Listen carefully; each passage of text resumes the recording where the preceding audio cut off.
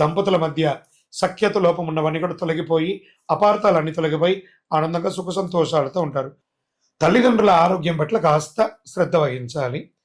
ఉద్యోగంలో పెద్ద పెద్ద ప్రమోషన్స్ కోసం ఎదురు చూస్తున్నటువంటి వారికి చాలా మంచి అవకాశం అని కూడా చెప్పొచ్చు. జూన్ 26 తర్వాత శని, గురు త్రికోణ స్థితిలో వస్తున్నారు. దీనివల్ల అనుకోని ప్రమోషన్, అసలు మీరు ఊహించని ప్రమోషన్స్ వస్తుంది. జీవితాన్ని మార్చే పెద్ద అవకాశం లభిస్తుంది. సంతాన విషయంలో, పిల్లల విషయంలో మంచి కాలం.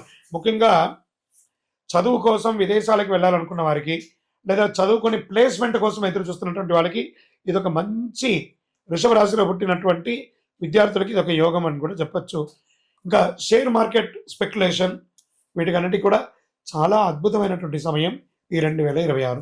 రియల్ ఎస్టేట్ రంగం వారికి కొనుగోలు, వాటికి చాలా అద్భుతంగా ఉంటుంది. ఇండస్ట్రీస్ ఉంటారు చూసారా, ఇండస్ట్రీ సెక్టార్ వారికి చాలా బాగుంటుందని కూడా చెప్పొచ్చు. కళాకారులకి